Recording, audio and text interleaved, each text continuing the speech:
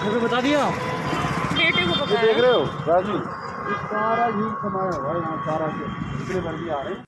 नमस्ते दोस्तों, कैसे हो आप लोग। और पर्स चोरी होने के बाद मैं यहाँ पे एफआईआर करवाने आई हूँ। ऐसा चोर लेके भागा मेरा पर्स ना, मैं क्या बताऊँ। उसके बाद जब घर पे आई तो चाबी भी घर की पर्स में ही थी और ताला मुझे तोड़वाना पड़ा।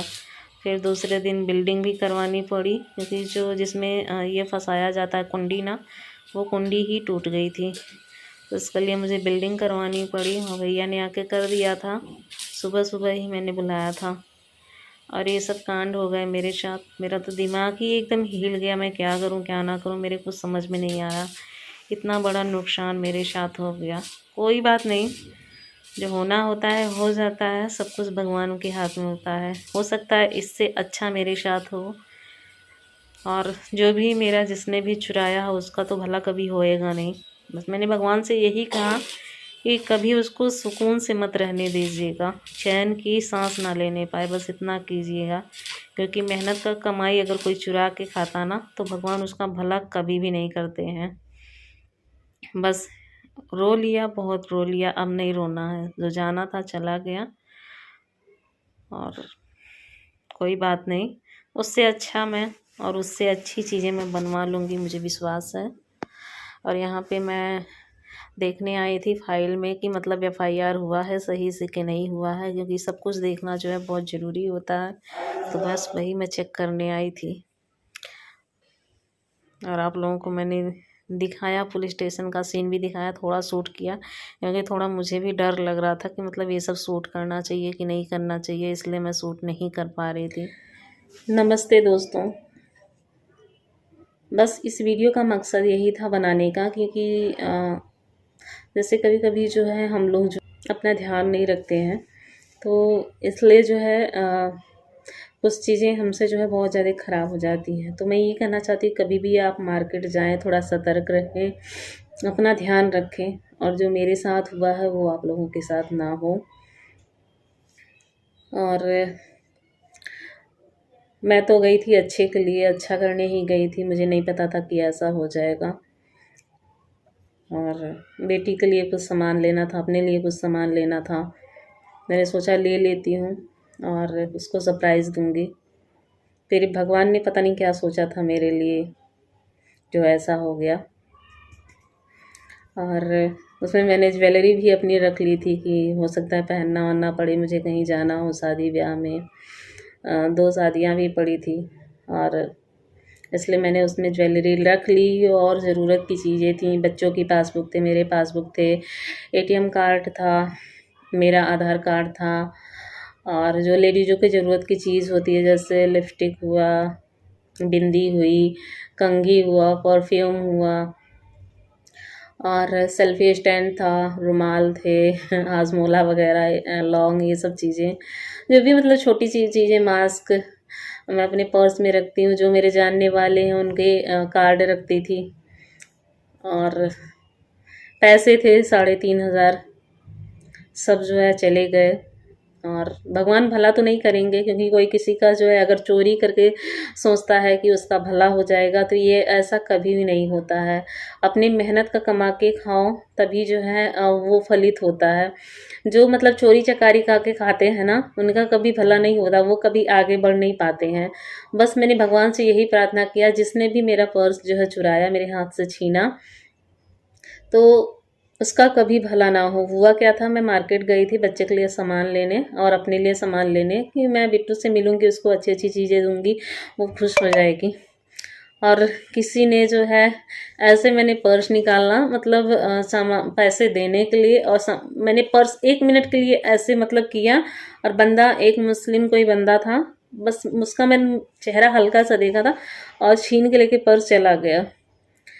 और इतना मैं रोई, इतना चिल्लाई कि मैं क्या बताऊं। तुरंत मतलब मैं पुलिस थाने गई, एफआईआर करवाया पुलिस स्टेशन में, क्योंकि भाई उसमें एटीएम कार्ड था, आधार कार्ड था, पासबुक थे, कोई गलत उपयोग कर सकता है। तो मैंने मतलब पुलिस से बात करी, तो पुलिस वाले भैया ने बोला कि जो है नहीं, कोई गलत उपयोग नहीं कर सकता, लेकिन एटीएम कार्ड का गलत उपयोग हो सकता है। उसमें पैन कार्ड भी मेरा था, तो फिर तुरंत जो है पैन कार्ड को ब्लॉक करवाया।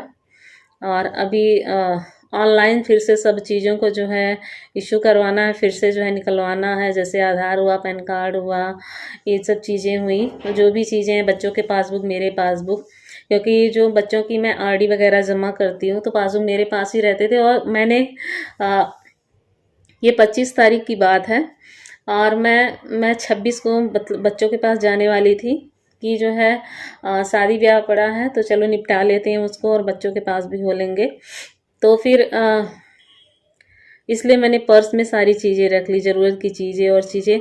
और पता नहीं क्या मेरे दिमाग में था, रोज़ मैं छोटा पर्स लेके मार्केट जाती थी, उस दिन मैंने बड़ा वाला पर्स लिया और मैं चली गई मार्केट। आज तो मुझे हंसी आ रही है, लेकिन उस दिन मैं इतना रोई थी, इतना रोई थी कि लगभग उसमें मेरा मंगलसूत्र था, नाक की किल थी, डबल तिबल किल थी, बिस्वा था, ये सब चीज़ें भी थी और वो चला गया। लगभग 50,000 का सामान मेरा चला गया। दुख तो बहुत हुआ, पर कोई नहीं, उससे अच्छा बनवा लूँगी और उससे अच्छा ही करूँगी। भगवान अगर चाहेंगे सब कुछ अच्छा रहेगा। और एक एक रुपए जोड़ के जब आप किसी चीज़ को बनवाते हो ना, किसी भी ज्वेलरी को, तो वो आपके लिए बहुत बेशकीमती होता है। आपको पता है कि हस्बैंड जो है कुछ काम वाम नहीं करते हैं पिछले 3 साल से, तो कंडीशन हमारी बहुत ज़्यादा ख़राब थी और यूट्यूब की ही बदौलत जो है हमारा सब कुछ चलता था, रहता था। अब तो बहरहाल बाबू जॉब करने लगा है तो थोड़ा अच्छा हो गया है पहले से। बाबू ज़िम्मेदार हो गया है तो बहुत अच्छा हो गया है अब।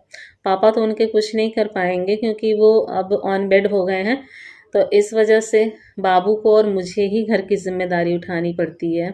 देखना पड़ता है सब कुछ, बिट्टू का भी, पापा का, उनके तो देखना ही पड़ेगा, कहाँ किसी को फेंक देंगे। बस जिम्मेदारी उठानी पड़ेगी, चाहे बेटा हो चाहे मैं हूँ। जब तक ज़िंदा है तब तक अपनी ज़िम्मेदारियों से भाग नहीं सकते हैं।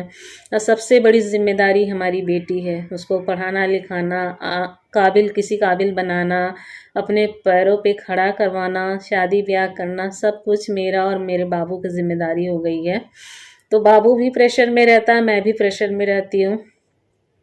मैंने सोचा है कुछ बिजनेस करने का, अच्छा करने का। तो फिर अगर मैं जल्दी से डिप्रेशन से अगर निकल पाती हूँ तो मैं कुछ अच्छा बिजनेस करने का सोच रही हूँ। तो अगर उस चीज़ को मैं करती हूँ और अच्छा जो है जाता है तब तो बहुत अच्छा हो जाएगा।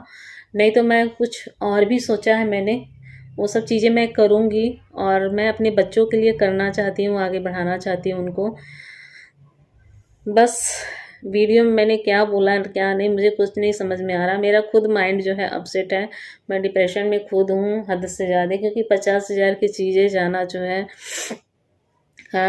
मामूली बात नहीं है। मैं तो एक एक रुपए जोड़ के मैंने उस चीज़ को बनवाया था। जब पहनती थी ना, अंदर से बहुत मन खुश होता था कि मैंने अपनी मेहनत की कमाई से बनवाया है। और उस दिन जब मेरा गायब हुआ सामान ना, चोरी किए, तो इतनी मेरी आत्मा रो रही थी। एक तो कोई मेरा करने वाला नहीं है, कोई देखने वाला नहीं है। अगर कुछ मैं करती हूँ अपने लिए तो उसमें भी भगवान जो है बाधा डाल देते हैं। हमेशा दुख ही देने का भगवान सोचते हैं, मेरे लिए अच्छा नहीं भगवान सोचते हैं कि चलो तुम भी खुश रहोगे।